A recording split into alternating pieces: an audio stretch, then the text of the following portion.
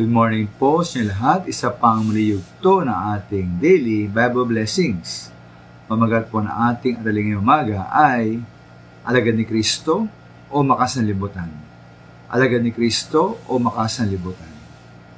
Ating Panginoon Jesus po ay namatay at muli na buhay, hindi lamang upang tayo ay maligtas sa impyerno, kundi upang magkaroon siya ng mga alagad o disciples sa kasalukuyan.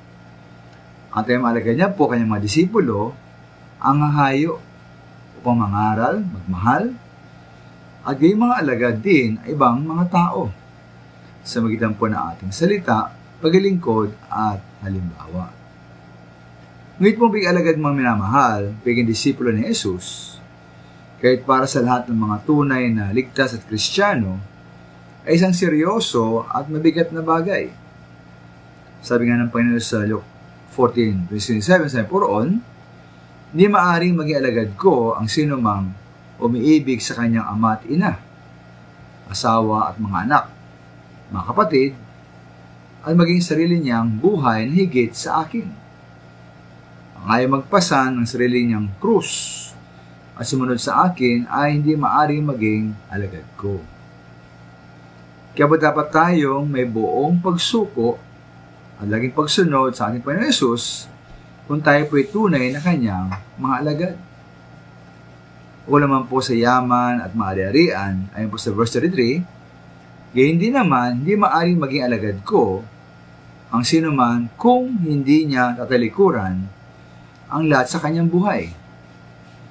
Kaya malinaw mga minamahal na ang pag-iisip, ang puso at damdamin ng isang tunay na alagad ng Panginoon Jesus ay salungat sa pinahalagahan at gawain ng sanlibutan. Sapagkat sa isang tao po makasanlibutan, ang pinakamalaga ay ang kanyang sarili. Ang sariling paniniwala, sariling damdamin kasiyahan, sariling kalayaan at pagkapasya. At numero 1 po sa kanyang buhay ay ang mga bagay material, pera, yaman, at ari-arian, mga layo at luho sa buhay. Ang tao po makasalibutan ay nabubuhay para lamang sa kanyang sarili. Kaya mga minamahal, tayo ba yung mga tunay na alagad ng Panginoon Jesus? O tayo po ay mga tao makasalibutan? Totoo bang ang ating Panginoon Jesus po, si Kristo po, ang numero 1 at pinakamalaga para sa atin?